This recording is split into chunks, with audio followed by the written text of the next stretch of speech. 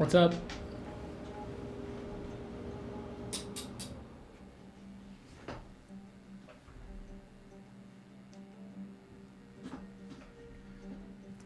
It's time to do a little drawing. Hello to Cynthia, Autumn, Karov, Anselm, Nick Ravioli, Matej K, Karov, Monochrome Effect, Mithurban, Saman Kucher, Mihal Semyonov, Eli, Saman Kucher, and all others.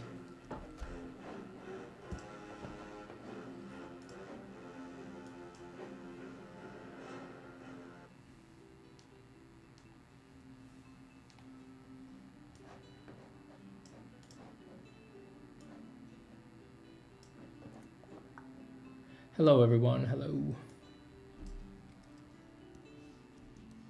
I'm just gonna start by poking at this thing. Oh, you just had to open the door and let in all the air, right? Let out all the cold air. She knows exactly her cue to open the door and let all the cold air fly out.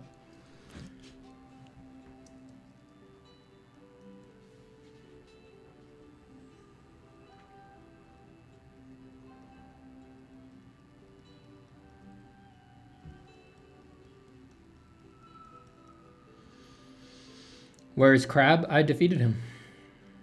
I did manage to draw a single line before he pinched me, so he gave up and he left.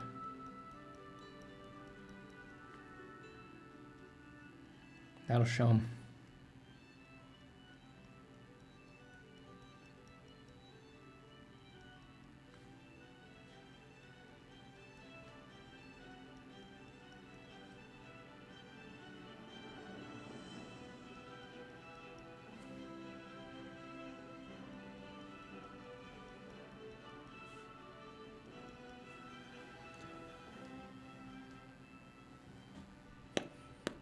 Victory, indeed.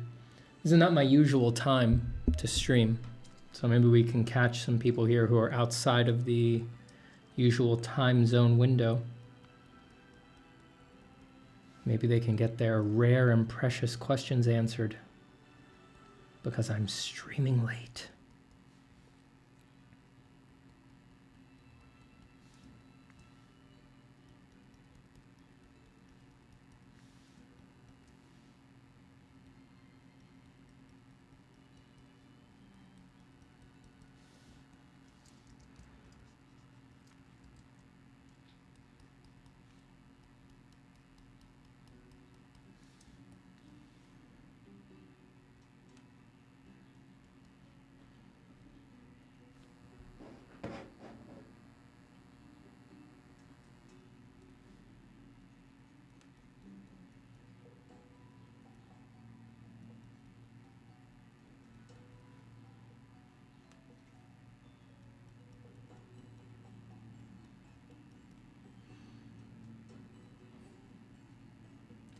Nab says, hello, Stephen. Hello, chat. Congrats to 100K. Thank you so much.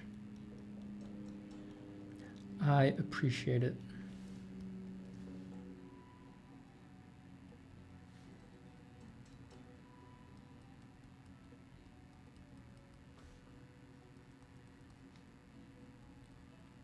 I had a good time getting to 100K. Here's to 200.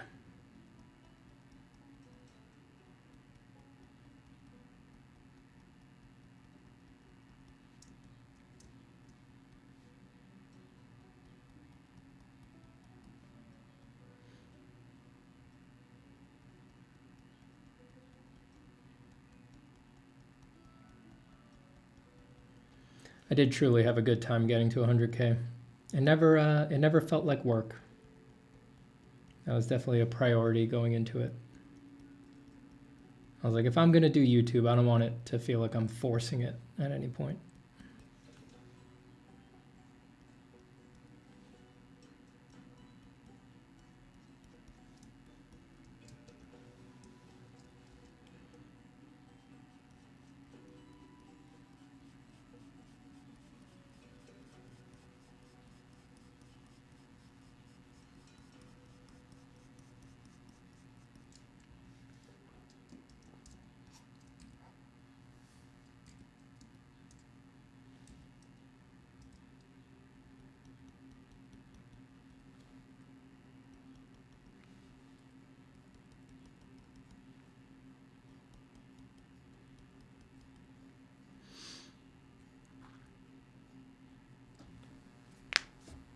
Nick says, have you seen Spider-Verse? Did you read Berserk? Have you seen Spider-Verse? Did you read Berserk? Have you seen Spider-Verse? Did you read Berserk? Did you read Berserk while you were seeing Spider-Verse? Steven, would you ever create a comic? I don't think anyone would want to see that from me.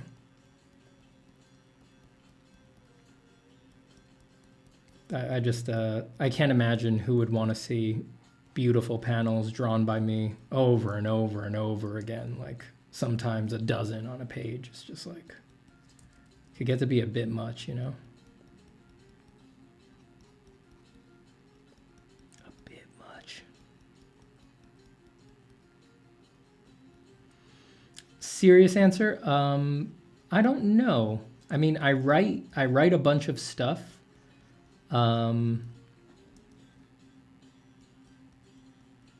I generally don't write it thinking it will be a comic whenever I write. Because when I write like prose, like just something to be read on a page.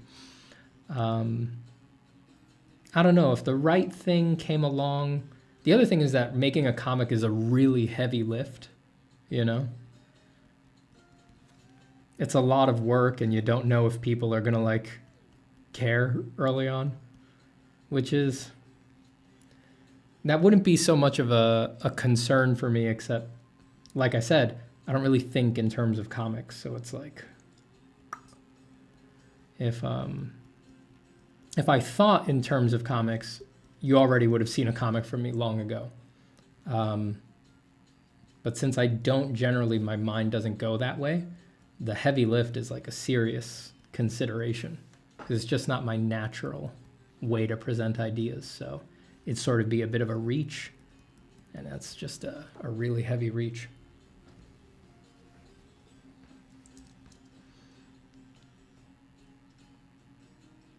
Mustafa says, Steven, I have a question. Have you ever used any XP Pen product? And if so, what is your opinion? I have not. Personally, I bought 2 of them and I hate them with a cash-in because money loss. That sucks. I'm sorry. I wish I could give a more elaborate response, but I have not tried anything from XP Pen. They have messaged me a few times wanting to send me stuff to review and all that, but I have not done it, you know? I didn't get into this business to review tablet after tablet after tablet.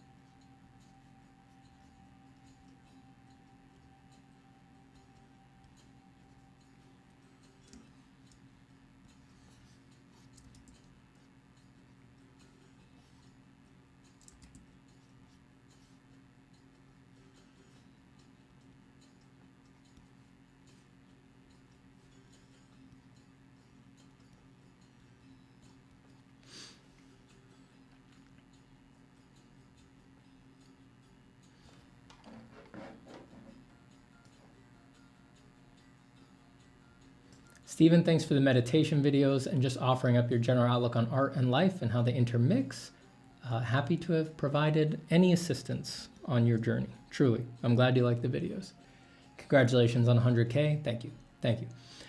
Stephen, with the release of the critique-free version followed by your 10% sale, I think I'm finally going to take the seemingly worthwhile hit to my treasury. If I'm dissatisfied, you're to blame. Indeed, I would be to blame. I would be to blame. See you on the other side, Thomas.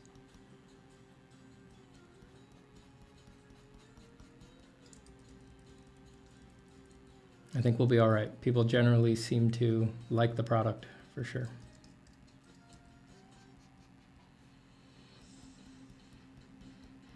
I put a lot of work into it. There's a lot in there.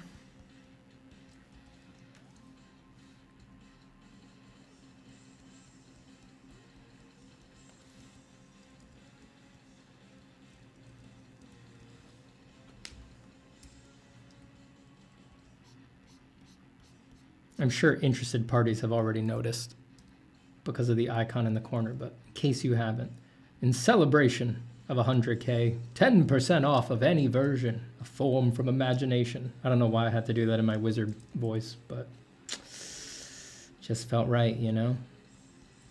It's like when you got to be a little advocate for yourself, salesman for yourself, it helps so much to mask the discomfort of that by doing it in a wizard voice. Stephen, just take your time. People will care eventually. I'm not sure what that's in reference to. I think I already lost the plot of what we've been talking about. Is that in reference to making a comic or something like that? Maybe that's what it was. Stephen, did you go to an art school? And if yes, do you think it was worth it? I did go to an art school. I went to Art Center College of Design here in the US. It's in California. It was worth it for me, I think, because I'm not the kind of person who at that age would have networked on my own. And that would have, my guess is that that would have gone very badly for me. Who knows? I can't live the counterfactual, right? So maybe if in reality I was living through it and I was seeing the years tick by and I was developing my skills, but I knew no one, I was just isolated and all this, maybe I would have sort of realized I need to take networking seriously and started doing it. But that's a hard maybe, because I was pretty stubborn and pretty single-minded in my youth. And I just foresee that I would have taken the dangerous, simpler route of just like, I don't need to network if I'm the best in the world. And I would rather crucify myself on a rock of practicing 18 hours a day than talk to anybody on the phone. That's totally the guy I was in my youth. And that wouldn't have worked out for me. I probably, my guess is that I wouldn't be a professional artist at this point. Well, maybe that's too extreme. I certainly would have had a very different life. And I earnestly predict that it would have taken me much longer to have a good living off of art, for sure. I think that I can be pretty confident about. I probably would have struggled with money for longer than I did. But I probably would have got there eventually, just because, well, I don't really know it would have driven me crazy not to. It would have been the only thing I was interested in doing. So yeah, it was worth it for me. The amount of money that a school like that costs, I would say, is easily not going to be worth it for a lot of people. And if you are the kind of person who will network on your own, for most people, I would say you should not do it. Learn on your own. You know, there's great resources out there in the world, in the wild now. And put in the work, schedule, invest, put it on the calendar to make friends and to network and to get connections in the world. If you do that, you don't need to go to art school.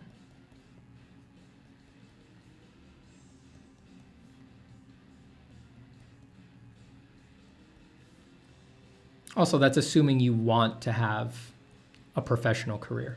I always assume that, sorry. It's just because that's how I've been steeped in that my whole life. If you're not really thinking you want to be an artist professionally, definitely don't go to art school. What are you doing? Definitely do not.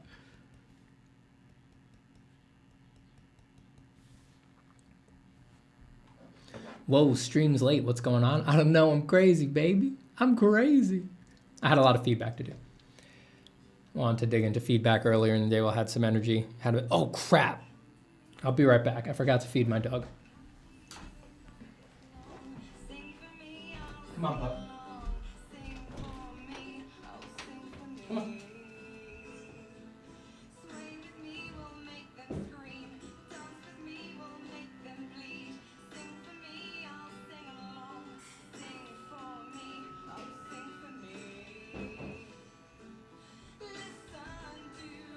Go on, girl. Go on, go eat it. I know it's not a lot, but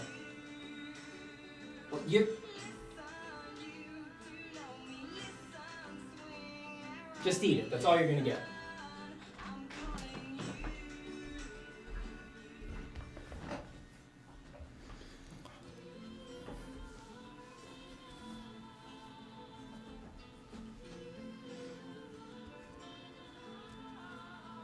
Hello, Egus.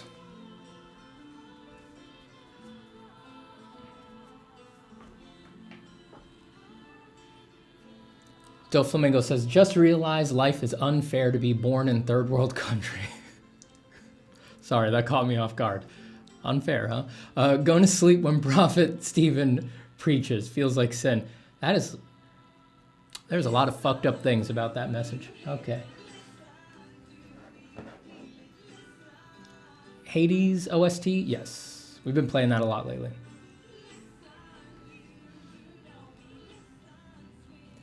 But we have seen comic pages from you, the one with Ahmed in it. The one that you're thinking of, I did not do that one. Ahmed did that one.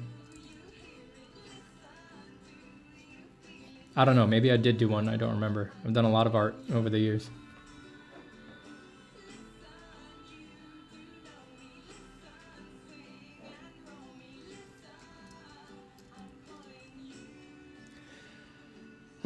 Whoops, I'm behind here. Let me read some of this. My little cousin just asked, why is Steven Steven? Any word? I mean, there really was no other option. It's the only thing I could have been, really. I mean, just everything, every person, every choice, every dog that crossed me in the street, every raindrop, every chirping bird, every trembling leaf in the wind, every single little thing added up to produce my current personality and mind state. And you can't, I'm not sure there's any other option than the way that it went.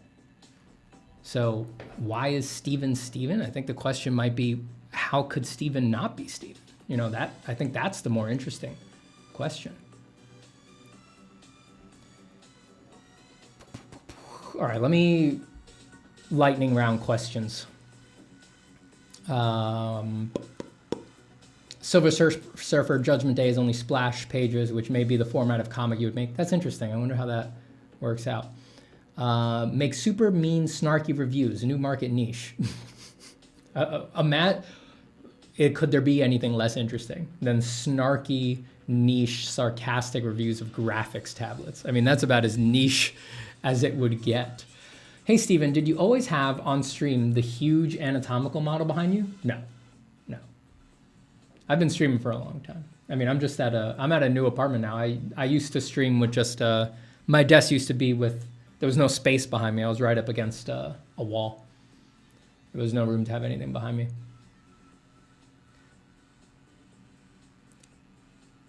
Fractithis says, I've wondered about this myself, but if something ever were to happen to the hand you draw with, would you learn with your non-dominant hand? I think I'd have to at least try. I don't know if I could stop. It's amazing how much people ask that. Like, it is one of the most common questions for an artist is, what would you do if you couldn't draw? It's like, it feels very grave and morbid, just how quickly people's minds go there. It's like, well, what would you do if someone cut your hand off? It's like, I don't know, man. Maybe I'd have other concerns, you know? It'd be a big one, but let's assume a slider for roughness texture on a surface. Drawing on XP Pen products starts at 50 and goes to 100, then 70 and 30. Inconsistent. It's smooth and then not. Ugh, sounds horrible. On the other hand, would you ever write a book about being an artist and the mental side of art? I'm writing a book about that now. Not like a book. It's short. It'd be like it's like pamphlet length, zine length. It would barely count as like a novella. Well, it's nonfiction, so it couldn't be a novella, but you know what I mean.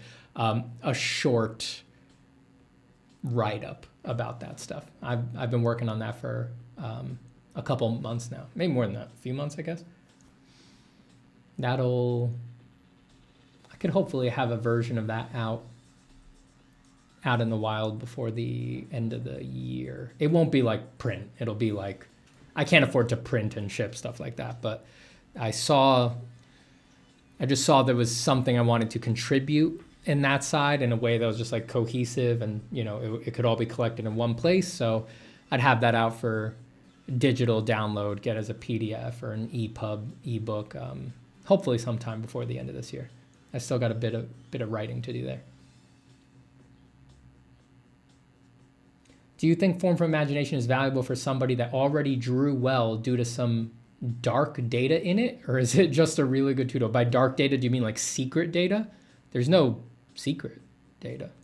If you already draw well, don't waste time with me. Go do your projects. Go do your thing. Anirudh says, Steven, weird drawing times, eh? It's 3 a.m. here. I'm asleep now. Have a nice stream. Thank you, Anirudh. Yeah, I just got on late today. Who knows why? So how should we start networking? I would say, well, if you can get on an art Discord, where that can be hard too, but if you can get on Voice and make friends on something like an art Discord, that's good. But I'd say number 1 priority for people who are trying to take an art career seriously is go to conventions, meet people in person. Go to expos and conventions that are focused on art. So go to your local comic convention or artist meetup, or go to Lightbox in Pasadena if you're into entertainment art. I think that should be your number 1 priority. It's much easier to network in person, just, you're not text, and you're not just a voice, but you're like your whole embodiment. And more important than that probably is just that in that context, everybody is going there expecting to meet people and to network. And that changes the energy completely. Even on a Discord, you talk to people on Voice or something like that, they're not necessarily expecting you to be there. They're not necessarily there to make a new friend, just like, this is where my current friends are hanging out in this voice chat and now you're here. Who are you? Like, it's not guaranteed to be a place where people are looking to meet. Some Discords are explicitly for stuff like that, or voice calls are explicitly like that, but not as a general standing rule. But at a convention, especially like an industry convention, most people are there like expecting to make friends and to make connections and to broaden their network. So it just makes it way easier. So I think for most people starting out, that should probably be your first priority for networking.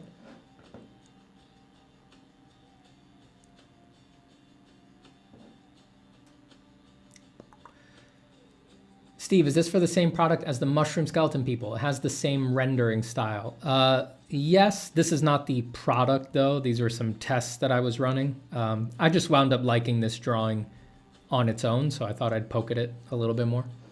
It could, yeah, I don't know if it would make sense to put this in the product as it has progressed, but this could maybe get turned into a pencil drawing on its own if I want to take it further. Nick Ravioli says, I question the utility of having an ear on your ribcage, but if evolution decided that's a good place to put them, then I won't argue. Smart man. Nick Ravioli, always smart.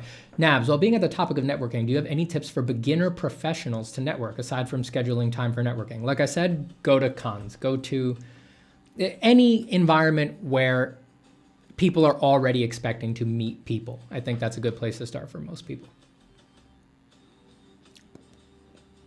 Hi, Steven. Draw every day for years now and love it, but I only do sketches and really want to focus on projects to improve, like you recommend, but I can't come up with any project ideas. What do? So what I usually recommend, people who have taken my workshops will already be very familiar with this system, but there's beginner, intermediate, and advanced projects. That's my normal breakdown. Now, an advanced project is just you do the whole thing on your own. It's all you. It's you write it, you draw it. A beginner project is someone else wrote it. So you take a favorite book and you do designs for it and you're sticking to the book, right? So you're gonna redesign Harry Potter, or you love Blood Meridian by Cormac McCarthy, you're gonna try to do illustrations for Blood Meridian, right? But something that has a very high base level of quality that you didn't do, that we don't have to worry how good of a writer you are or anything like that. It's excellent bones to build images on.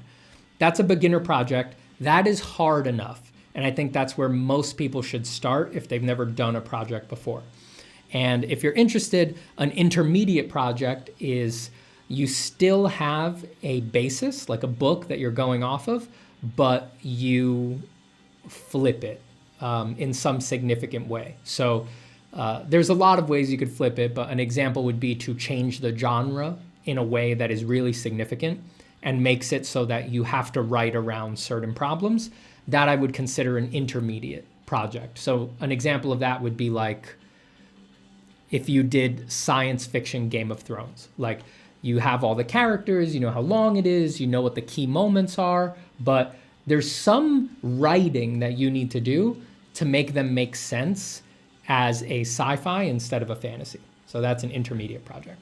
And some people would argue with me on this, but I'm telling you, anything that you wrote and you write and you draw yourself from scratch is advanced, no doubt. Very hard to do. Very, very hard to do well. If that's your passion, go for it, because going forward is the only way that you'll get good at it early.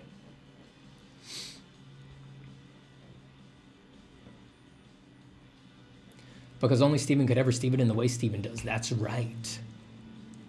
Now you said it, all Steven do look and sound like Steven. Yeah. Kwau says, I don't know how to pronounce your name, Kwau Arrieta. I'm sorry. How much influence have Carlos Huante on your work? A lot, I guess. I don't know. I mean, I love Carlos's work, but I have a huge amount of influence from a lot of artists. I was aware of Carlos back when I was in college, just because at the library we used to have like everything Design Studio Press made, so I bumped into his book in there early. But I didn't really I didn't come to like Carlos until later years. I didn't really look at his work much when I was in college. I watched his Gnomon DVDs. I think he had 2, because I watched all of them. The library at my school had all of them. So I was like, well, I'm not going to miss this opportunity. So I systematically checked out and watched every single one that they had at that point. That was relevant to me. I didn't watch like the 3D compositing ones, right? I watched all the ones that had to do with design and painting and all this. So I watched Carlos's in there. But really all through like, I didn't know about him before college. So we're well over a decade ago.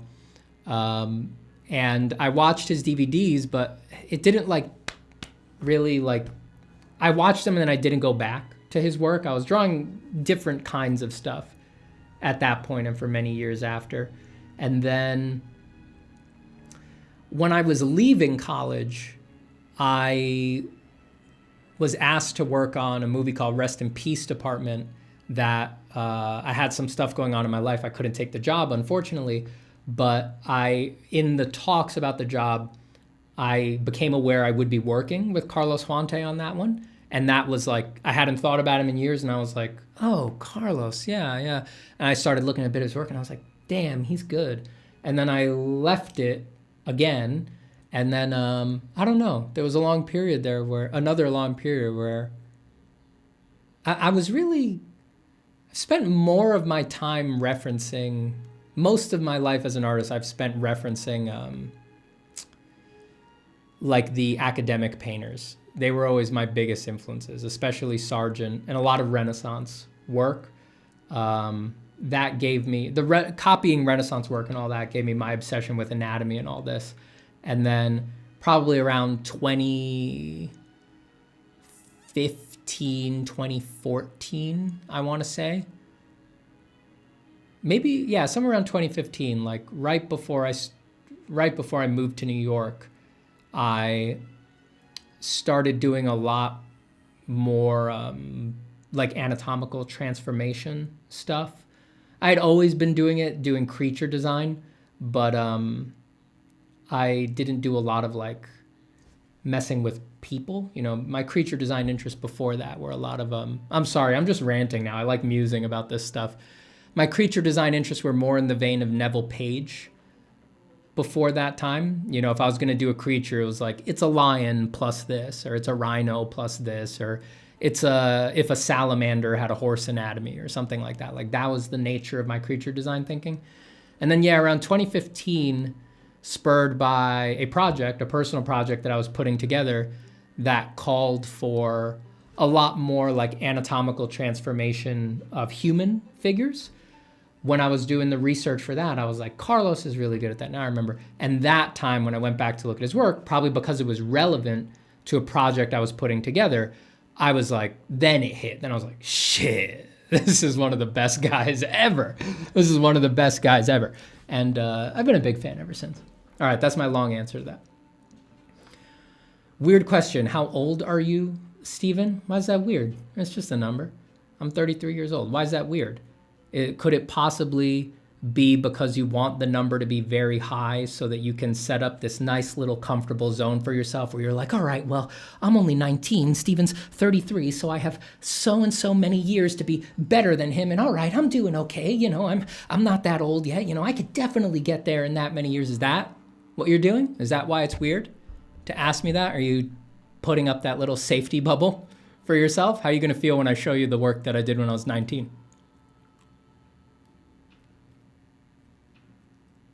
You think I drew like this when I was 19? You think I couldn't draw like this when I was 19? What do you think? What dark facts do you think are looming there in those old folders? Will you feel so comfortable then? Yes. Yes. My XP pen is good. I got no problems. I have a screen projector and everything is smooth. All right, so we got one good review for XP pen. Frank Frazetta had to paint with his non-dominant hand towards the end of his career. Still incredible work. Obviously never the same as when he was younger. Yes, I have heard that. Yeah. He still made some nice things. I've seen some of those examples. Steven, would you consider making an audiobook version of that book of yours? Yeah, I would. I would probably, it's pretty, like I said, it'd be pretty short, so it wouldn't be that much of a lift. I would probably record it, a little version of it, and just put it up as like a YouTube video on the channel.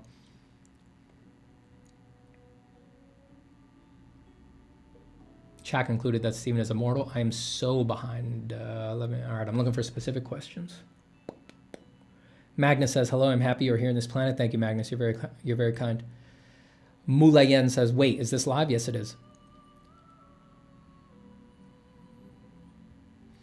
Also, please, no more environment prompts. Zapata, I got sick and floating water was a struggle. I'm sure you did great. I'm sure you did great. Don't worry.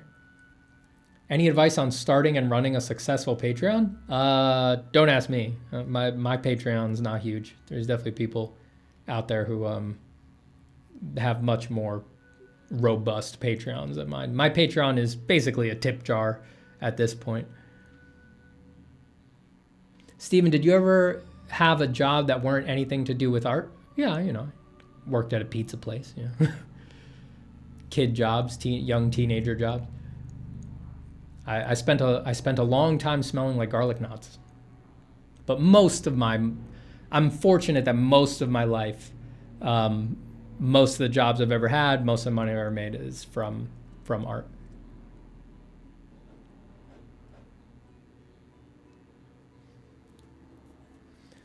Kale says, I'm doing a Blood Meridian project right now. Awesome. Yeah, good material to work from. That's a hard one, though. As far as beginner projects go, Blood Meridian's hard. It's like, that's a rare example of like, you've got to wring an incredible amount of variety out of like one landscape. That's tough. But Cormac McCarthy wrote great base material there, and he wrung a lot of material out of the desert, so you can too. And you get good Google food from him. He's got the craziest words for everything and just really specific stuff to search, the ecology of all the plants and all of this. Just great basis for anything that you might do there.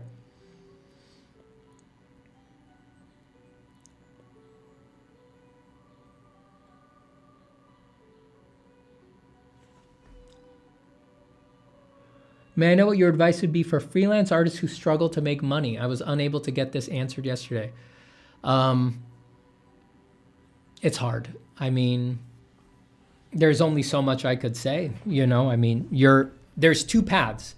You take more work, which might just mean, scratching up more work, hitting your connections more often, things like this. You take more work or you charge more. There's a lot of complications around both of those, and I can't really speak much to what you should do without knowing more specifics of your situation. But as a general statement, what I generally advise is focus on charging more rather than getting more work. That is hard, that can be risky, but in the long run,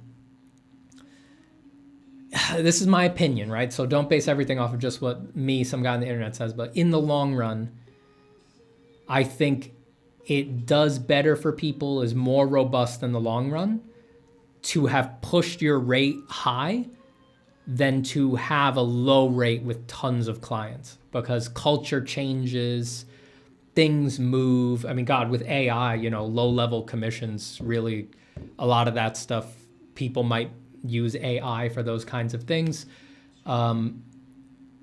that situation can change really suddenly. But pushing your rate up moves you into another strata. It also has the effect of like, it makes you work harder, because once you're getting that higher rate, you're like, shit, I got to earn this thing, right? So it tends to make you a better artist, weirdly. And it gets you in with those higher level clients. It adds prestige. It changes the optics around you, makes it more likely people will hire you who also pay higher rates, things like that, you know? It's complicated though. That's one of the most complicated questions you could ask. I know it's not easy, and I wish you the best of luck. All right, I'm gonna cut my losses on questions and draw for a bit. So if you have a question that I missed, re-ask it, because I'm just a little behind here.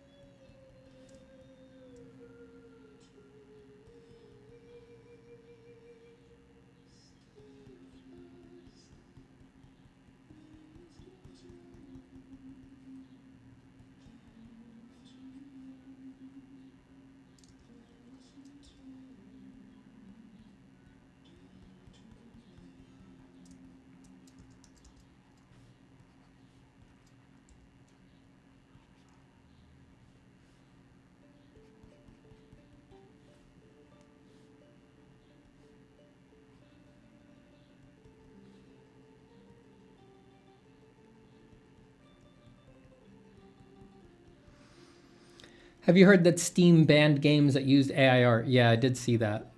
I think maybe banned is not the right word to use there. From what I read, it's that they were not certifying certain kinds of games for release until until the creators could affirm that if they either did not use AI to make certain assets, or that if they did use AI, that they could positively affirm that it had no copyright issues, the training set or stuff like that. And as far as I've heard, that was only happening to not safe for work games, because those are the only games that Steam reviews before letting you list it. That Steam manually reviews before letting you list it. So I'm not sure saying banning AI games is the right way to put that. It may have been expanded out to a broader scope since I heard about it, though. Maybe that's not the case anymore.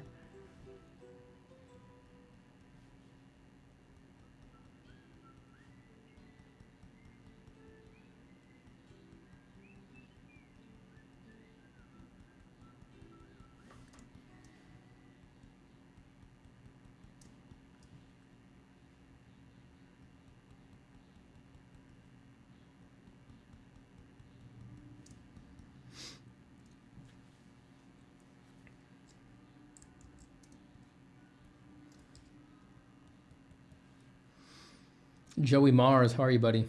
Joe says your work rate is fucking insane. Are you feeling better? Yeah, I'm feeling not 100%, but I think like Deirdre, I don't think I'm gonna get sick. I think it's just a mild queasiness. Hers passed. So I still have a little bit, but it's very weak. No problems here. And you have to say my work rate is crazy. You're my friend.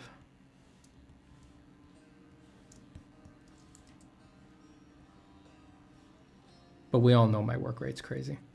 It's 15 easy, dog. How does one stray away from making one-to-one copies and make original art? You must force it. There's nothing else to it. You've just got to really summon your inner steel. And you got to ask yourself, like, am I putting in all this work to make copies, or am I putting in work to make new stuff? And you just got to really take that seriously. And the answer is, of course, you're doing it to make new stuff. Nobody got into art. Nobody experiences a high level of passion for it. Nobody invest money and time and love and effort and sweat and tears into art to make copies of stuff. Take it seriously. Don't waste time. You've got one life. You have one goddamn life. You know what that means? You have one chance to free yourself. And once it's gone, it will never return. Take it seriously. Make the stuff that you've dreamed of. Don't let anything get in your way.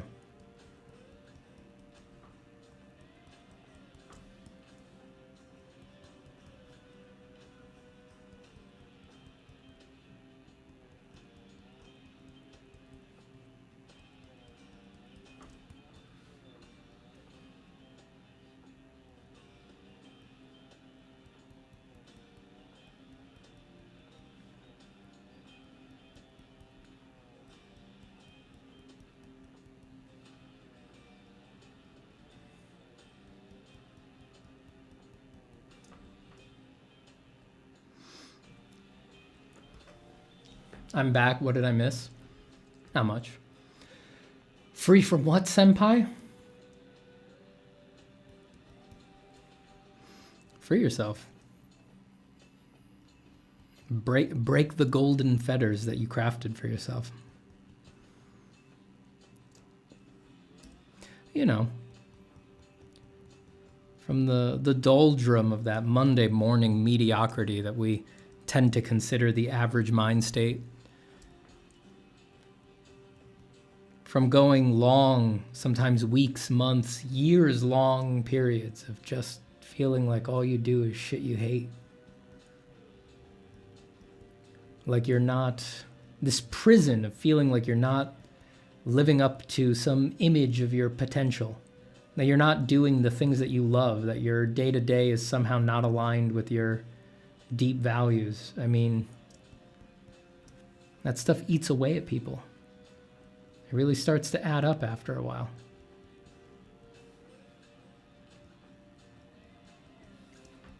It can feel like a little prison of your own making. Free yourself.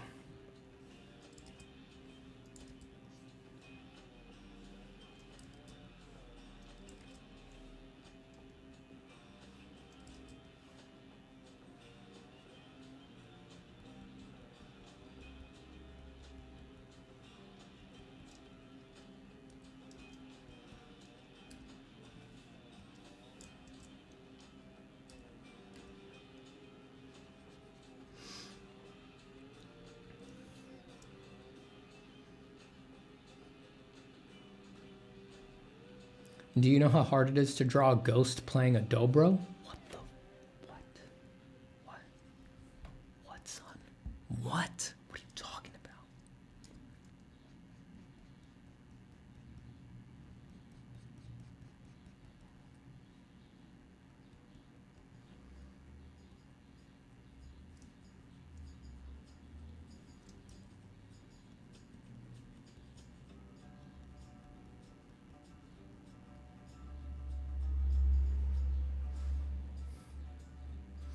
Stephen, what was the longest you have gone without drawing? I've gone on plenty of vacations where I don't draw.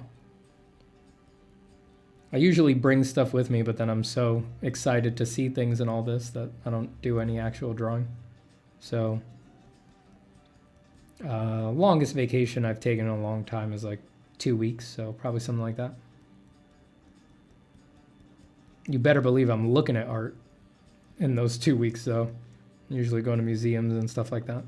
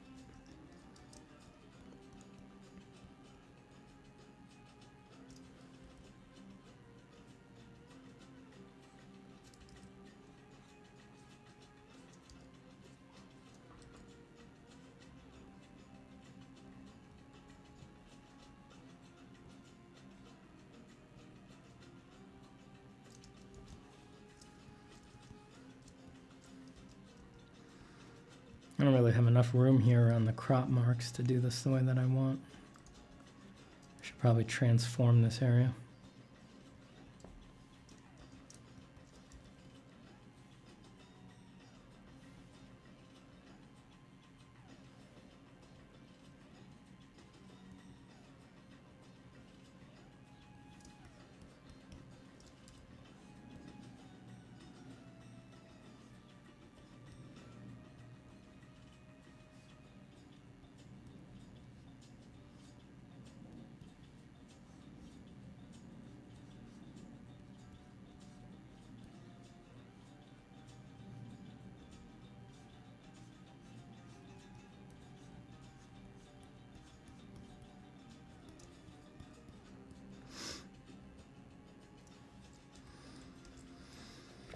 Inking is the worst part of the drawing process? I don't think so.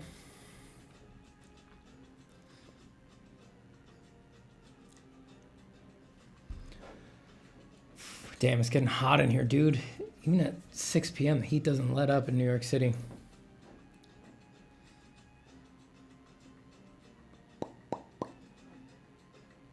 Hey, Steven, I remember when you said that different mediums make artists think differently. When I started charcoal, my shapes got really good. I've been trying to do the same with graphite. Yeah, it really does. It really do be like that. It really do be like that. My day is complete. I made Steven question what I was saying. It takes a lot. It takes a lot. Has he got that big ear on his torso so he can better hear your wisdom and take it to heart? You know it. You know it. Please, Steven, don't motivate me to reach my potential. I'm just going to leave drawing and start training calisthenics until I injure my hand. Don't do that. Careful with your hand. I mean, geez, if you hurt your hand, like, what would you do? Like, if you couldn't draw anymore, like, what would you do then? Like, if you couldn't be an artist, like, what would you be? You know?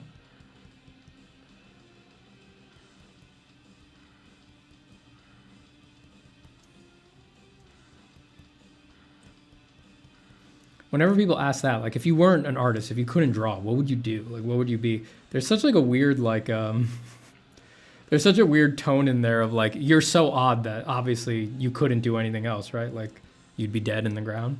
It's like, I don't know. I'd be fine, probably. Just, you know, working a less unusual job or something like that. I don't know. I'd sell used cars. Like, what do you want to hear from me?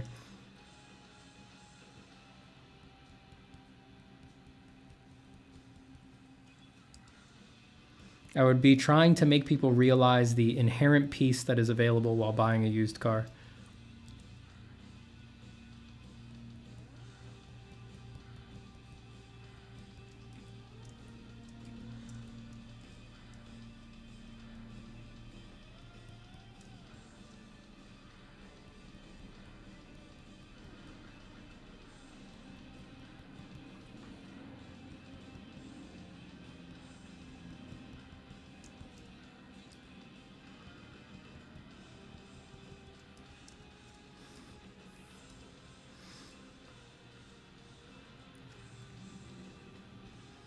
Nick Ravioli says, last stream you said that interesting shadow shapes are more important than realistic shadow shapes. Does that apply to other aspects as well, like cool anatomy versus real anatomy? Yeah, anatomy is a rough choice to say there, just because we have a particular psychological reaction to human anatomy where we do have a base expectation there, and you can come up with something cooler than what accurate anatomy would look like in that moment, but then you're asking for a different emotional reaction from the audience, right? They're not going to take it sitting down. Whereas I could invent the back muscles on a bat cool, and no one knows what the hell those look like. You wouldn't even know if you could really see them. So it's like no one would care, right? Like there it would apply. But yeah, anatomy's a rough choice for that distinction. But yes, it does apply to other things. Stuff that would have less emotional payload in it, for example, would be if you're trying to map the values on a form, it's much more important that you get a good progression of values rather than what the correct progression of values would be, i.e. in terms of what a 3D modeling program would give you for that form. It's like the audience members don't understand, wouldn't be able to say what values exactly should map to each plane, right? So as long as you stay within the realm of what is believable, what doesn't break the form for that light source and, well, for the actual form itself, as long as you stay within reasonable bounds there, it's okay to bend things and tell little lies on individual planes so that it looks good, so that it explains itself, so that it explains the form well, so that it reads clearly, rather than what would be strictly accurate, which can often be kind of underwhelming or even confusing looking.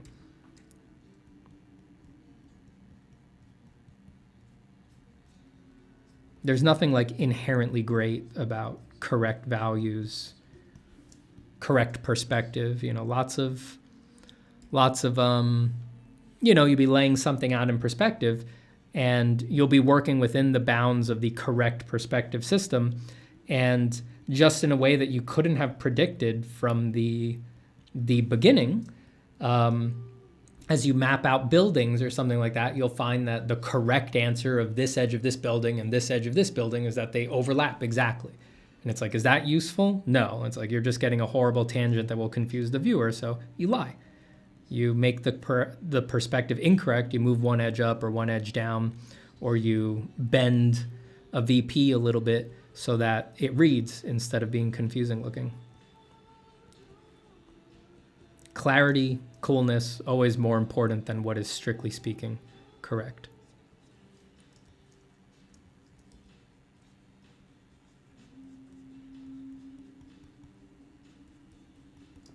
And cool is king. Cool is king. You know, so much in art is a matter of taste. Just make sure that your taste is for stuff that looks fucking awesome.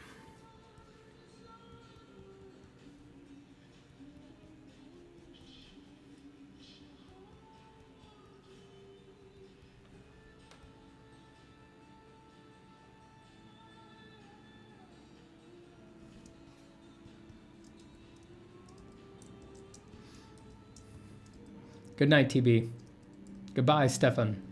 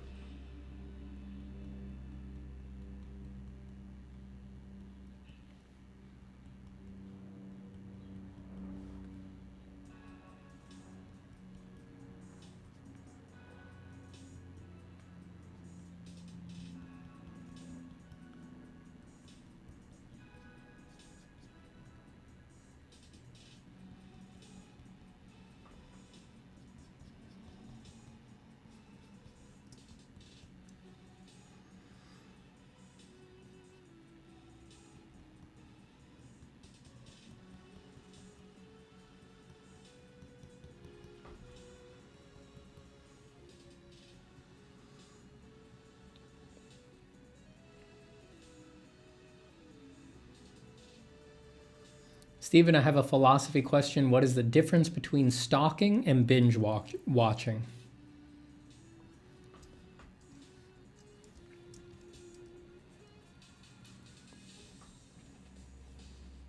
Look, as long as if it's my stuff you're watching, it's good old-fashioned, wholesome binge watching. Just keep piling on the views.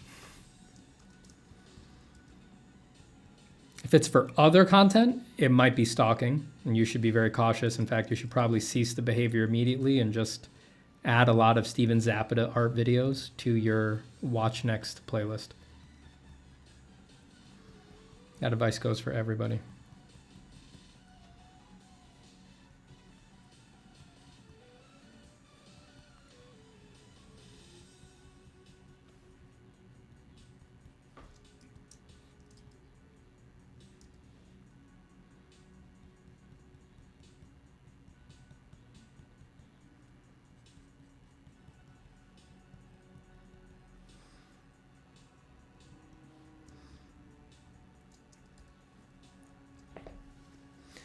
He did draw a single line before I pinched him.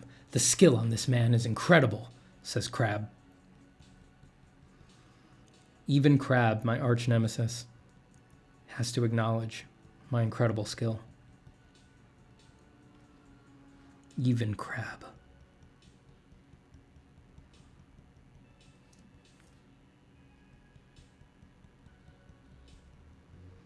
When will you all learn? When will you all learn that I cannot be defeated?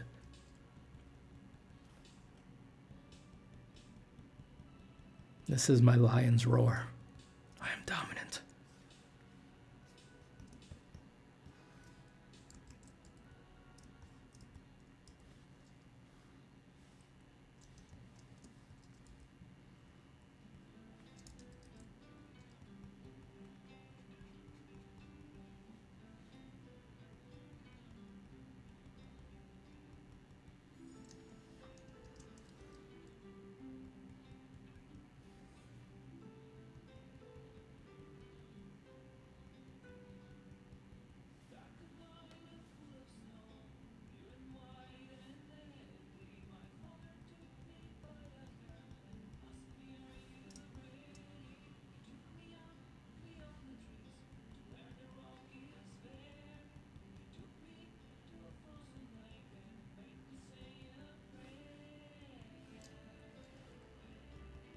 Has anyone played Baldur's Gate 3?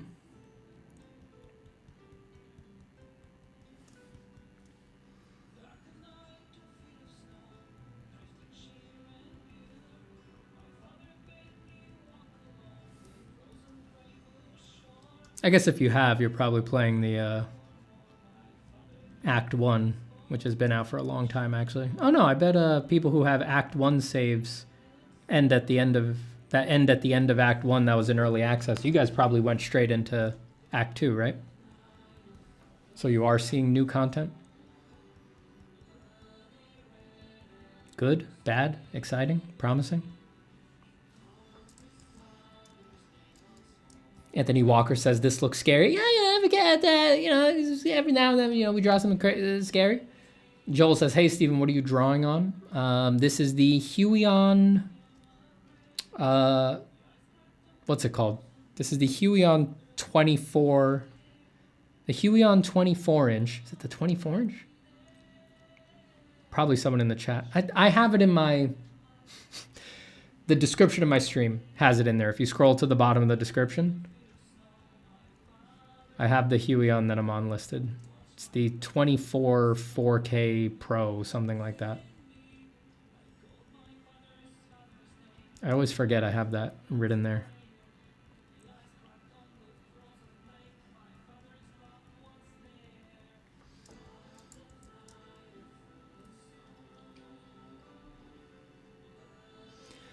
BG3 isn't on my notice. No interest, to be honest. Looking forward to Armored Core instead. Have you ever played Armored Core before, Nick? Or will Armored Core 6 be your first Armored Core?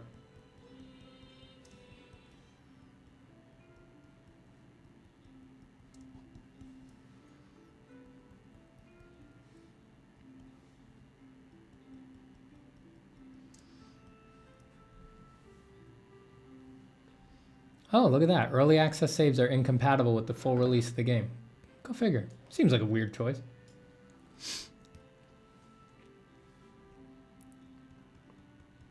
Well, let me know when you guys get to new content. Let me know if it looks promising.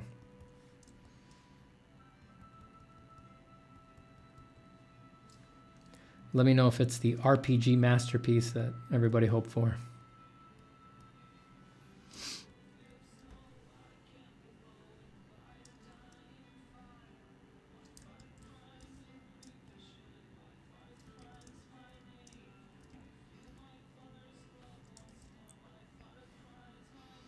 Turn-based RPG, just not the kind of thing that gets me going. Been a World of Warcraft player for a very long time, so other styles of play don't really interest me.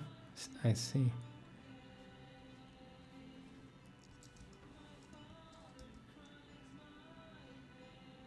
I guess I have some tolerance for roleplay because, not roleplay, turn-based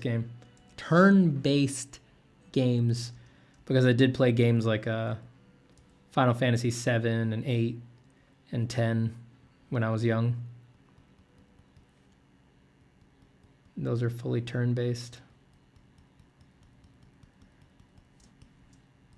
I don't know, but yeah, I haven't really gotten into that in my adulthood at all. I did play quite a bit of Divinity Original Sin 2, and that's turn-based. But I played that with friends, and I don't know how far I would have gotten into that on my own. The fun of that is like being on a phone call for hours with your friends and just being like super strategic and planning everything out, like super precision. And just like executing on the plan.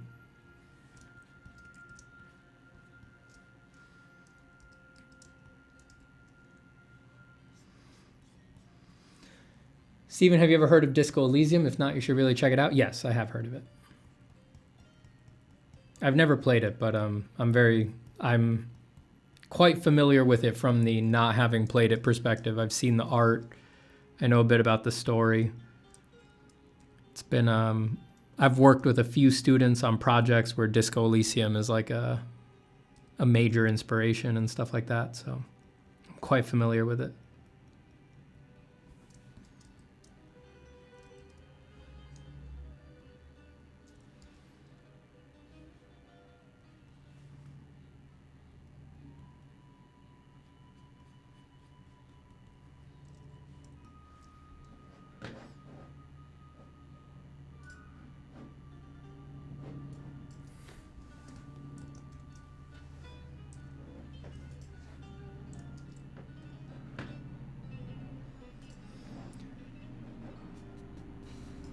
Will you show us young Steven Zappa art?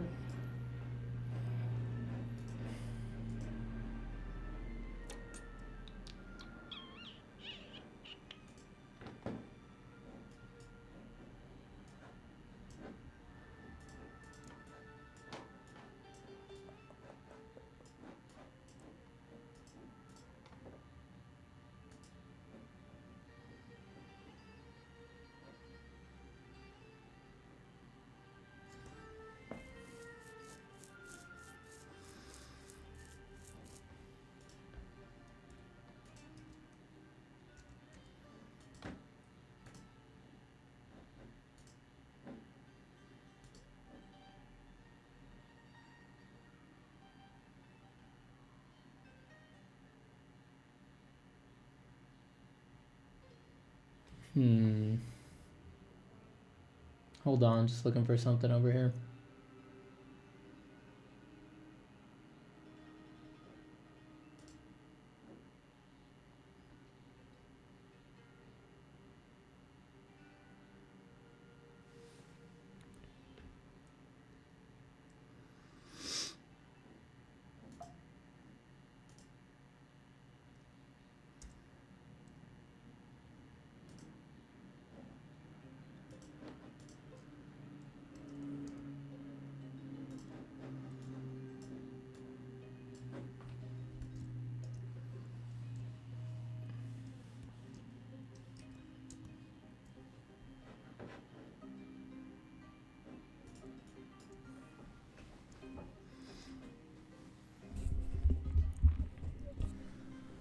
Seven was the best. Seven was good.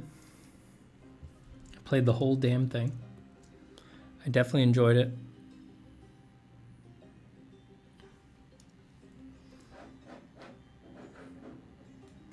I've never liked RPGs. I'm an open world scrub.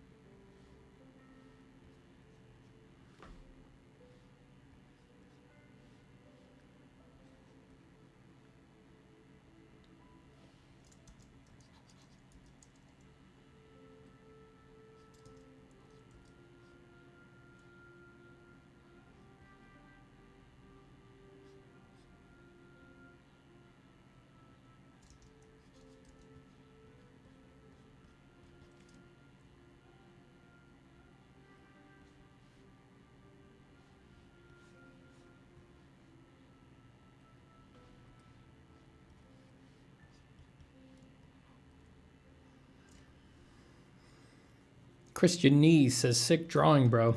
Hi, Christian. How you doing, bud?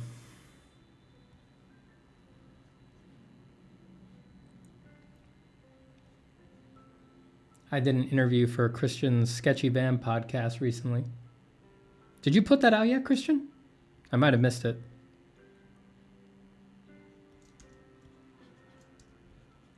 Do let me know when you're going to put it out so that I can put the link out there for people.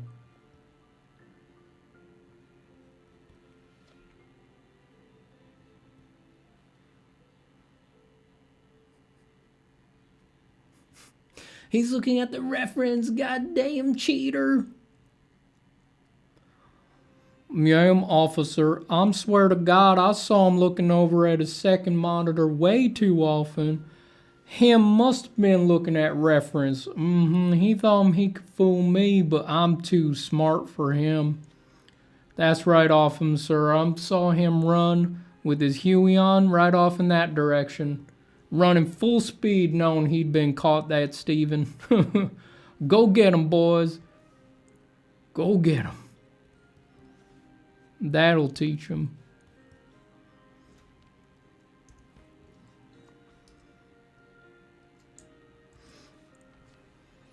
Thanks, homie. I'll send you a version review before I publish. Sounds good, man. I did not. I have 10 or so I have to get through. Oh, yeah. Yeah, that's right. You had mentioned. Yeah, you're sitting on a lot of good ones.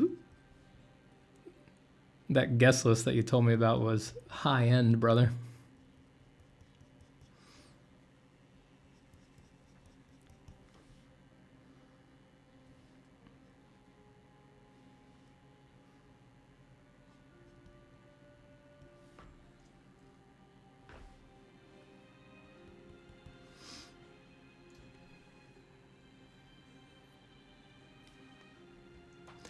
Nick says, I'm seeing you work a lot without line of action and still do rather well. Is that another rule that can be bent or abandoned as we see fit or skill allows?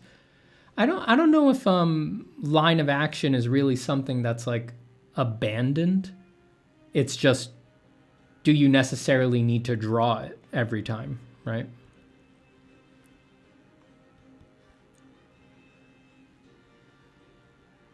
It's like once you get used to doing it enough, and it is just a foundational element of organic forms. It just happens to be the truth that they tend to curve in a way that produces a dominant curvature.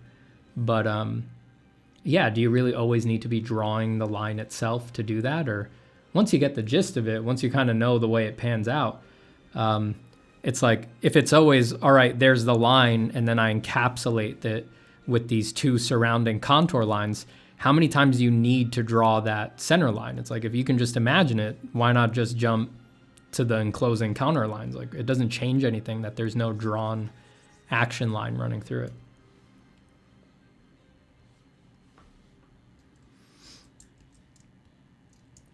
Good night, Anselm.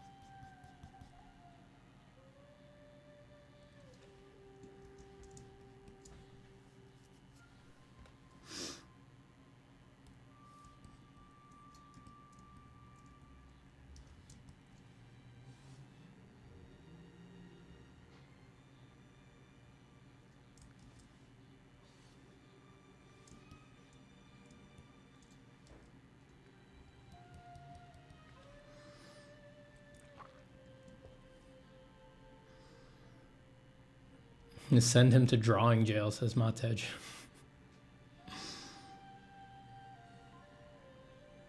Hi, Stephen. I watch your streams often and really enjoy your improvised jokes and silliness. Wanted to ask if you have any advice for coming out of your shell and being funny on the fly like that. No, I mean, I think what you built into there would be the only thing. Just come out of your shell. It's all right. I don't know. I mean, I'm an annoying goofball. That is definitely who I am. Like, you know, it's like, oh yeah, it's, you know, oh, there's a reason for it when the camera's running, but I am a lot like that when I'm just alone at home with no camera running. And if you could see that, you'd all be like, ooh, is he okay? That's just how I am. And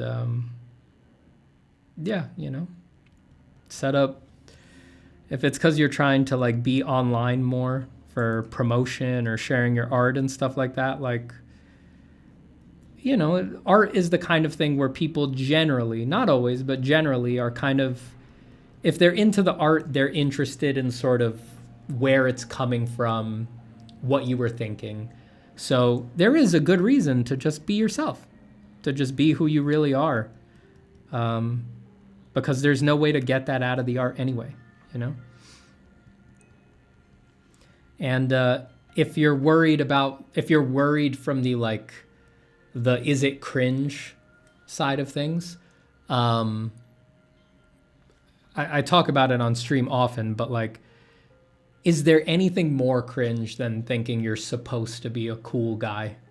Like, that's actually the cringiest thing. Like, the weird, subtle, built-in implication that you are supposed to be cool and not cringe, that like, that's who you're supposed to be. You're supposed to be this like very suave, never doing the wrong thing, very cool, like everybody likes them kind of person. It's like, that sucks.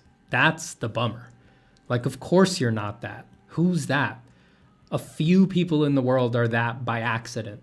It's like you're gonna put that expectation on yourself and force that on yourself. Like, forget it, man. Forget that.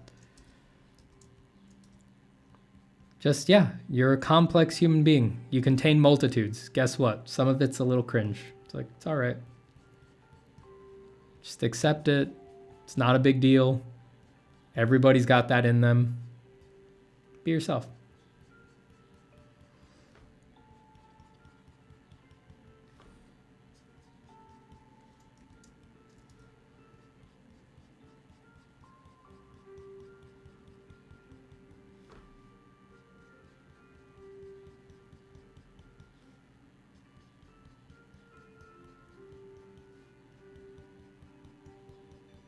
Got this on another layer, right?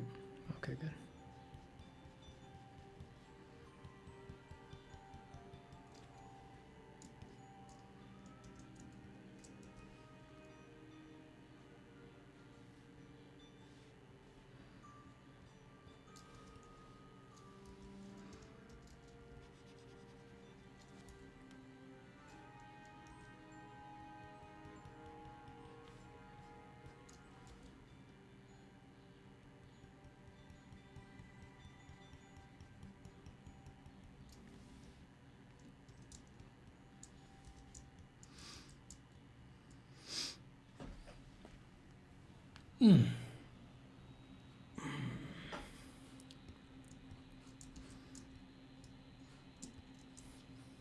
Steven just coping for not being cool. Yeah.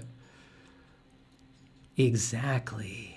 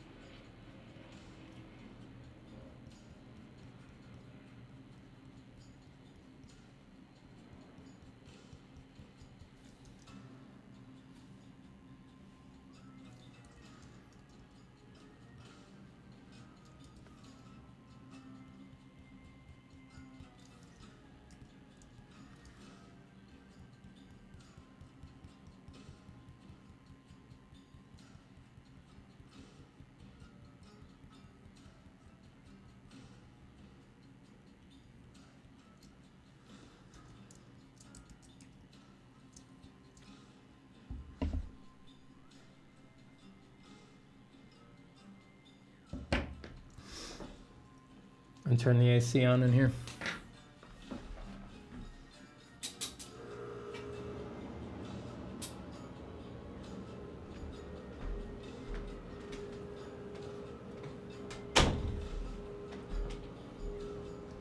Stays hot all damn day.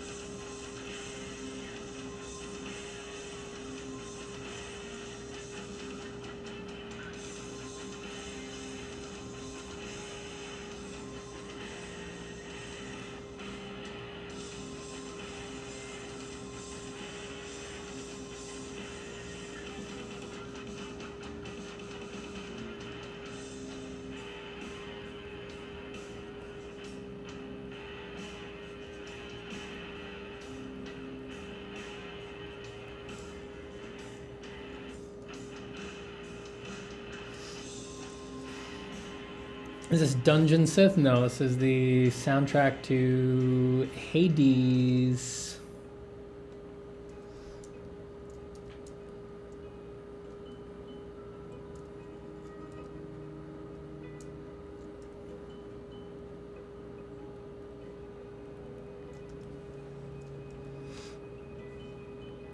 You're dressed perfectly to see Barbie, no joke. I believe it. I am inclined to believe you.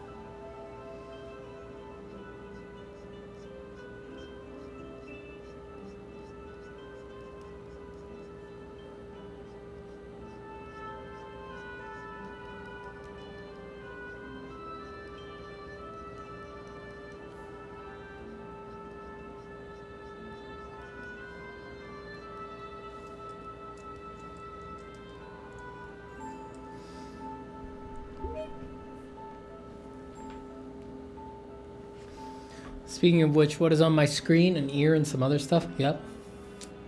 An ear and some other stuff.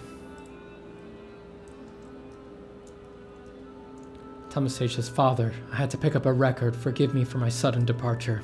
I'm short on forgiveness these days, Thomas. Very short on forgiveness.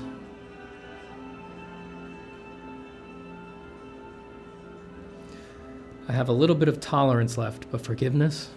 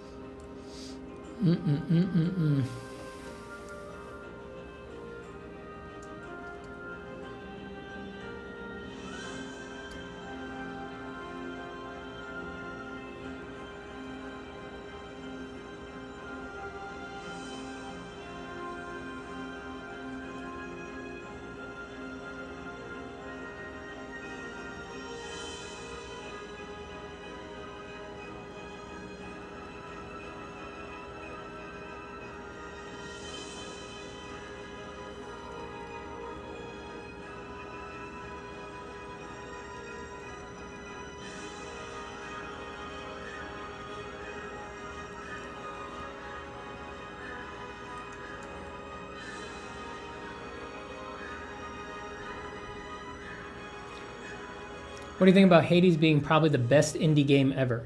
What do I think about that? What do I think about that? Come on, Steven. think. What do I think about that?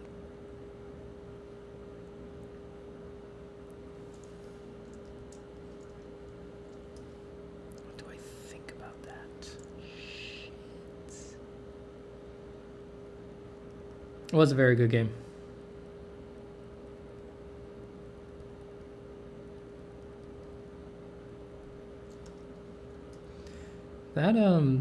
That studio's pretty big though, no? Well, I mean, not big, but they've got to be a studio of like what, 30 people, something like that. I forget what they're called. What's the studio that made Hades? Because they've made a bunch of games.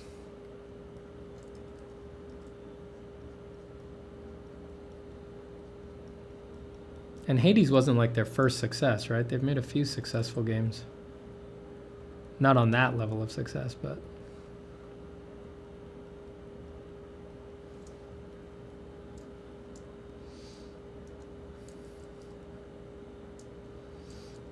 Thomas H says, I just bought your expensive ass gosh dang course. Hope you're happy, Mr. Zapata. $300 poor thanks to your little scheme. Yeah, I got to admit, I'm pretty happy. Got to admit it. Yeah, I'm not going to lie. Every time my little scheme works, makes me happy. So yeah, guilty as charged. Fully pegged right now. You got me. And there we are. Now what are we going to do? Now you've got a course, and I've got money, and I'm happy. Where do we go from here? Truly, truly, truly, truly. I guess we draw. I mean, nothing else really leaps to mind. Just keep on drawing. Keep on adding art to the world. Supergiant Games, that's right. I mean, as far as indie goes, that's got to be pretty big, yeah? Was Hades one of those games that was funded through, like, Kickstarter?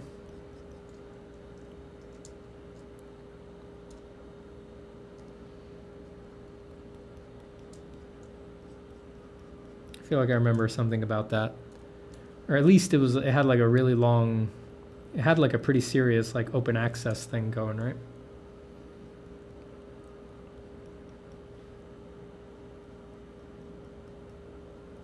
Hades was a fun game. I got 2 Hades to the big guy. Final boss several times, but I think I tried him 3 times, and then I was like, all right, it's time to take my ritual difficult boss break, and then I never went back to it. I felt like I had seen everything, and usually once I've seen everything, I mostly play video games to get exposed to new art. So once I'm at a point where it feels like I may have seen all the art, it's really easy for me to bounce off of a game at that point. I kind of feel like I'm done once I hit that point.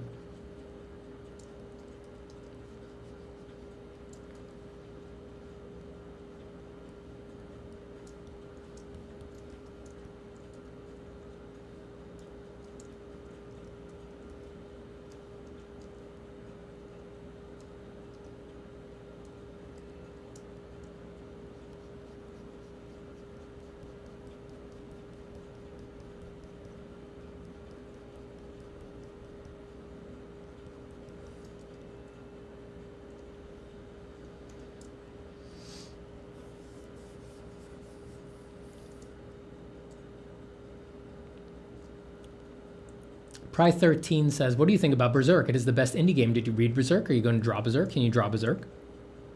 Mm-hmm. Mm-hmm.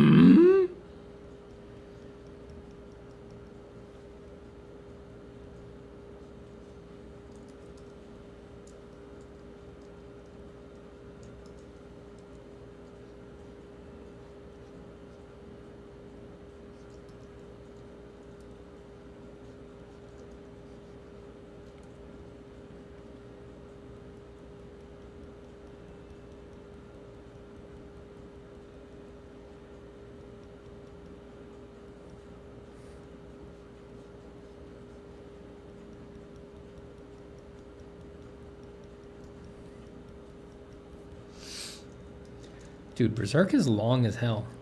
Can you imagine starting something like that so young and then just like doing it forever? Shit. It's crazy to think about.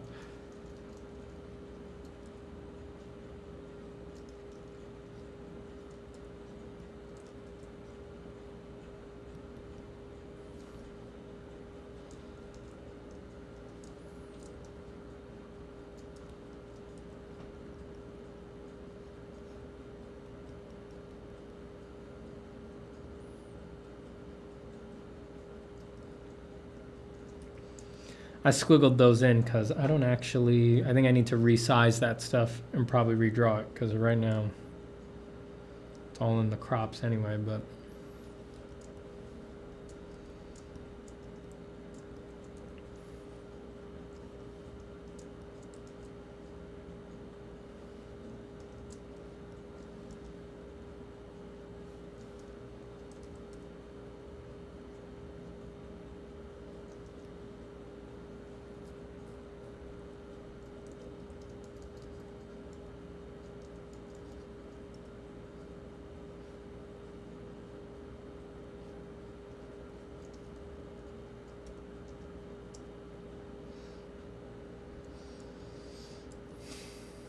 One Piece and Berserk are both older than me.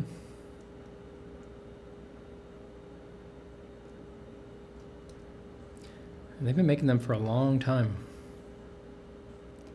They were like manga soap operas. They're better than any soap opera, of course, but kind of has that energy, right?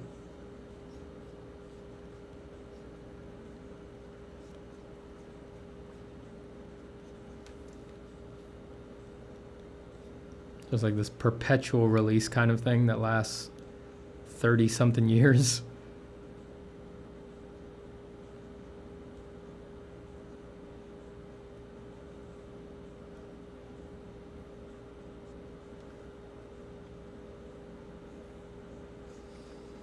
That's just kind of the norm in the manga market, though, isn't it?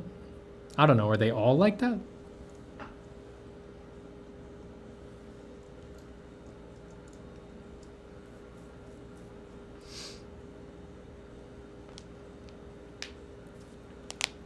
I was super obsessed with Super Giant's Transistor games for a while.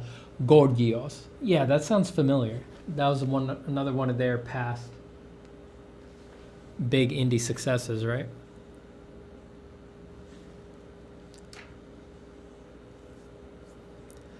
Guys, Nuts is the protagonist of Berserk, not Berserk.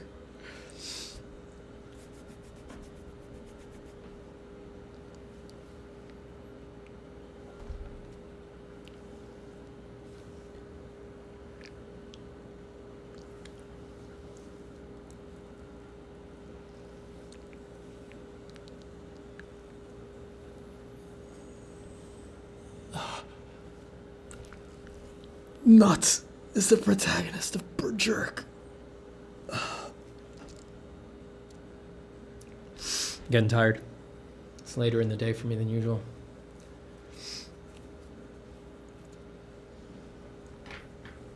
Berserk from Berserk, my favorite character. Nuts is, I can tell you, everybody's punch drunk. I'm punch drunk. You're all punch drunk. Everybody's clearly done for the day.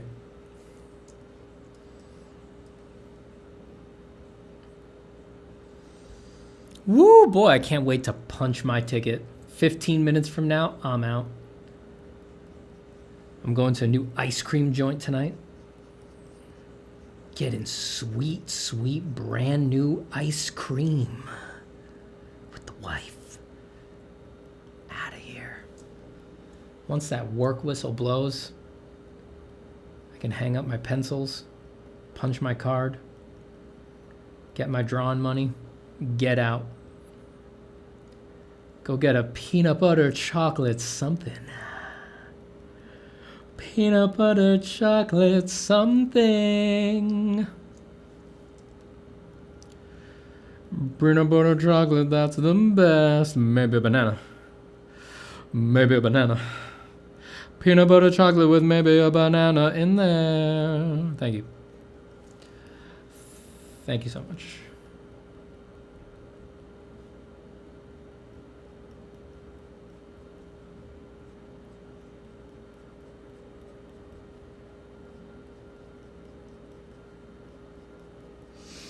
All right. I'm a little punchy, so I don't want to work too much on this guy and ruin him by working on him punchy. Have you tried salt and straw? I don't know what that is. I just don't know.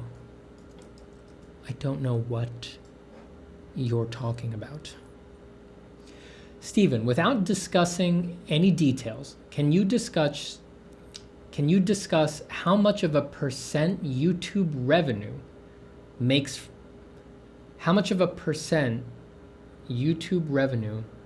from your total? Is the art niche on YouTube a good one for upcoming artists? Many thanks.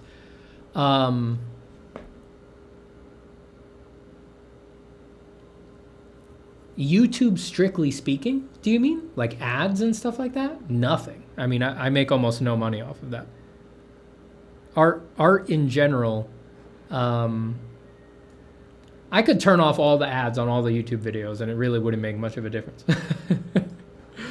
Art in general, as a market on YouTube, view count is pretty low. Like if you look at a art YouTuber with a certain number of subscribers and you compare it with a different kind of YouTuber with an equal amount of subscribers, it's very likely the art YouTuber gets less views on average per video than that other market with the same number of subscribers.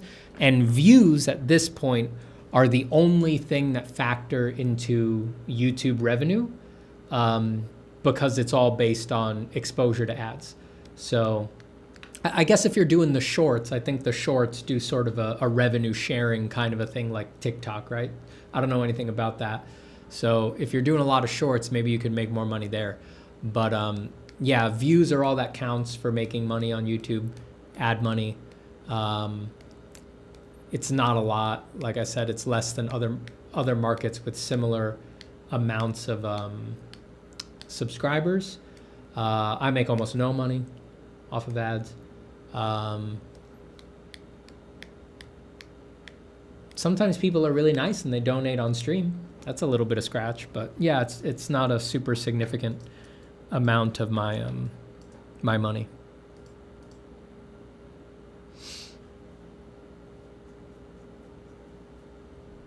Montage says no details, just give us a number. I love your little Brady Bunch circle. You know how it is. Sometimes you just got to be in the Brady Bunch circle. I'm usually on a green screen, but for those interested in why I'm not on the green screen lately, it's because the green screen traps me in a little heat bubble where the AC, like where the AC is, my green screen has to go between me and the AC. So all of the air, the cold air gets trapped on the other side of the studio room. And it noticeably, like it won't move over the green screen. So just while it's been really hot, I'm just like, fuck it. I'm not using the green screen so that I'm getting the cold air circulation to the computer side of the studio.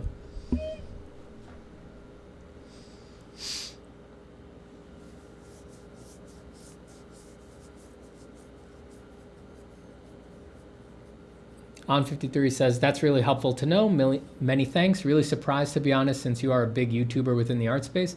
I mean, look, I'm very thankful for my 100K, but on YouTube, 100K is not really big. That's not like a big amount of subscribers to have. I don't know how many, I'm not sure how many 100K subscribers could really sort of, I don't know. Like I said, I don't know much about what kind of revenue people with higher view counts are making, so maybe I shouldn't speak out of my ass about it.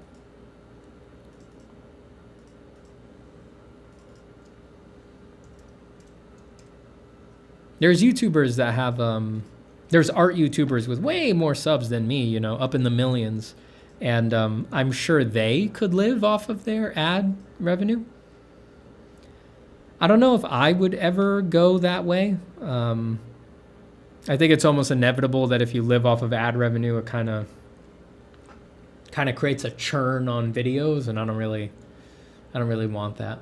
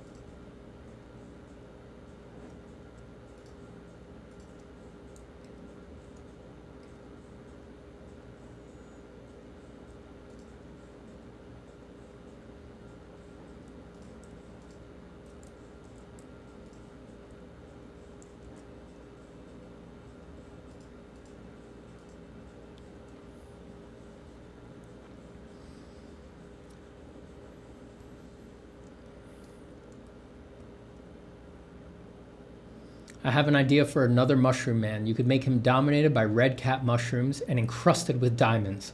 Red cap diamond man. Dude, Red Diamond Man has turned out to be the greatest, most influential cultural product since the iPhone. I mean, seriously, when you think about it, if you pull back big picture, what has influenced more people's, not just their view of the world, but like their unconscious, their subconscious, how they interact with people, the kinds of jobs that are available to human beings? What has influenced that more in the past 50 years than Red Diamond Man? Nothing.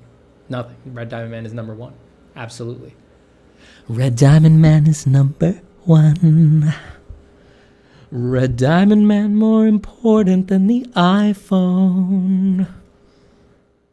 Red Diamond Man 100% more important than the iPhone. Red Diamond Man more important than the iPhone. Red Diamond Man more important than the iPhone, invented by Steve Jobs. Red Diamond Man invented by Steve Zapata. Red Diamond Man, important cultural artifact. Jesus. Jesus Christ. Make a shroom soup variation. I don't know what that means. I don't know what that means. I really don't. Oh God, late stream. I'm out of PF character. I haven't asked him to draw any anime waifus on this stream. That's good. That's good. That's good.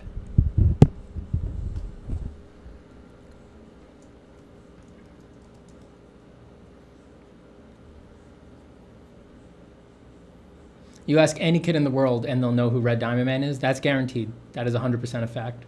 That is absolutely true. Absolutely true. Dude, I'm only 3 minutes away from hard outing on this stream, dude. It's gonna be tight, dude. Oh, it's gonna be so good. It's gonna be so good. Oh my God.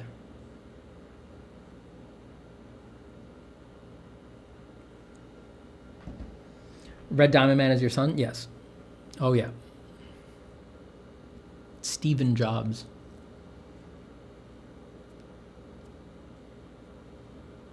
Steven, if you were only allowed to draw anime woman, would you still be an artist?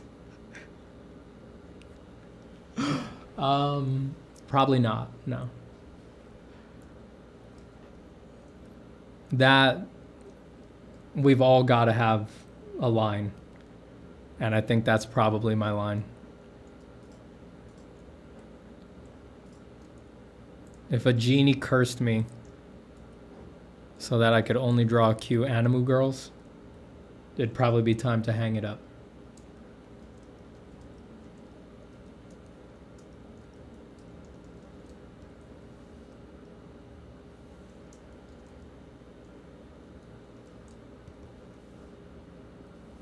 I'd say, damn it, Genie, you got me. Nefarious indeed. You killed my love for my favorite thing in life. Never should have messed with you, Genie. Never should have messed with you. Should have known. Should have known I couldn't handle it. Now look at us.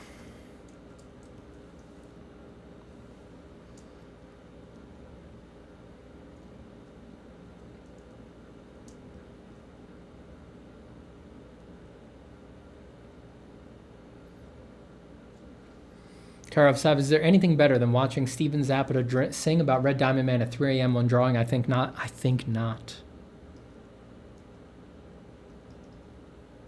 I think we all know that there's nothing better.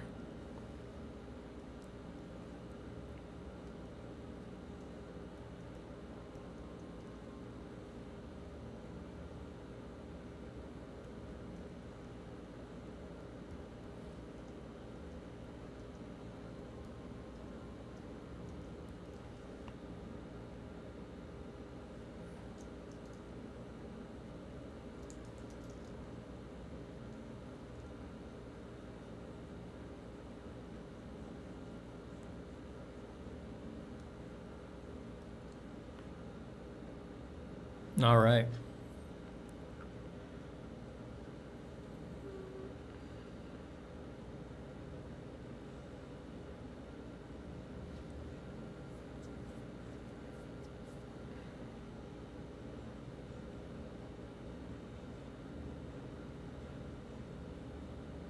Just got my go text.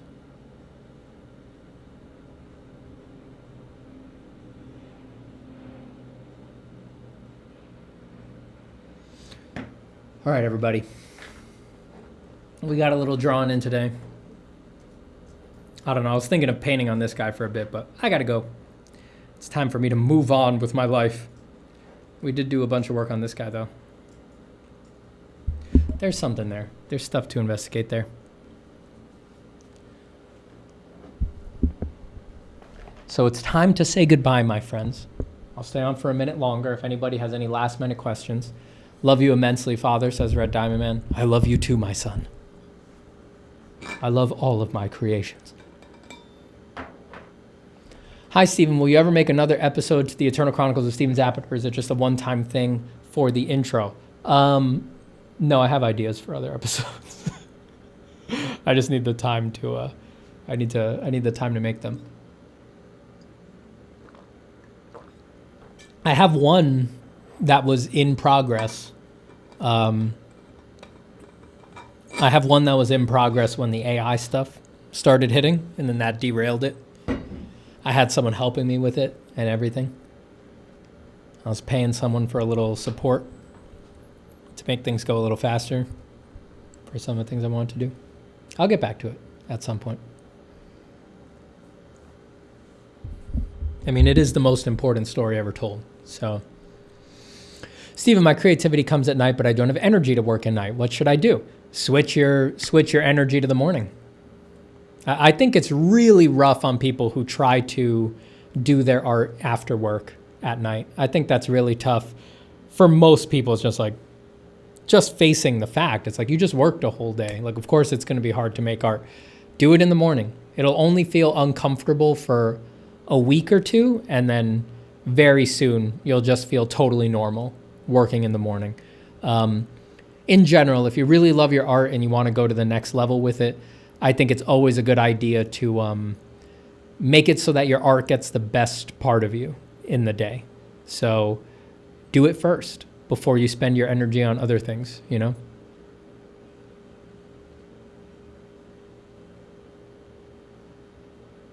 Goodbye to Nick Ravioli. Goodbye to iNocturne. Goodbye to Mulayan Studios, who says, stop by Chromacore. You got it. Goodbye to Salman Kucher, to Sansia. Had a good time editing some photos alongside the stream. Good night. I'm glad, Daryl Grant. Happy to provide a little bit of companionship.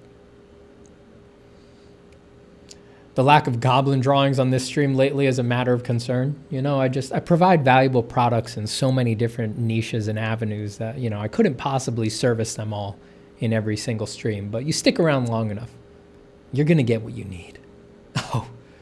Oh, you're going to get what you need.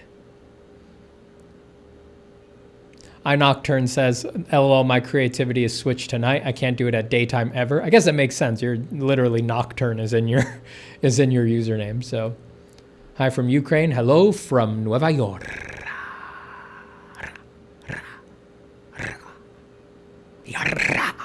Zach Feldman says, man, I love working creatively first thing in the morning before the family is even up. Yeah, it's nice. Yeah, I get up pretty early. I usually wake up before 7 a.m., somewhere between 6 and 6:30. And every day, basically, I grab my coffee and I go do something creative, basically within 10 minutes of waking up. I either draw or I write right away. That's the first thing I do every day. And I used to be, like iNocturne, I used to be a hard nighttime creative. Years ago, if you'd asked me, I would have said it would be impossible for me to work in the mornings.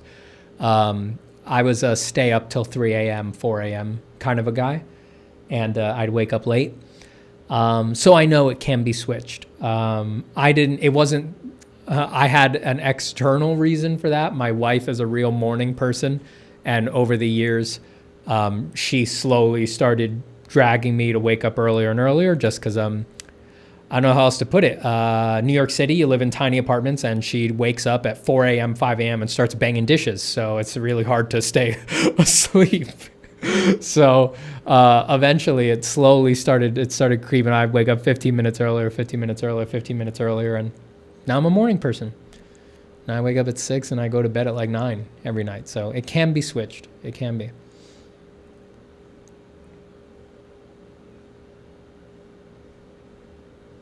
All right, everybody, I'm going to run.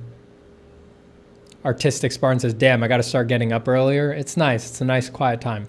The 4-year-old does make it difficult, but she is close to reading, and now she'll spend a ton of time reading in the mornings. That's good. Nice. You're almost on the other side. You're almost on the other side. Just tuned in from Australia, but I want to thank you for your vids. Feeling burnt out from my art job, and your art meditation videos help a lot remembering what I got into the job for. Oh, I'm so happy to hear that, Julian. That's why I made them. Happy to contribute any little iota of peace that I can. All right, everybody. Xander says, just need to get a spouse to fix the sleep. You know, if they're of the opposite persuasion, they can definitely help. They can definitely help. All right, everybody. Take care. Happy drawing. Thank you for being here, and I will see you all soon. Goodbye, everybody.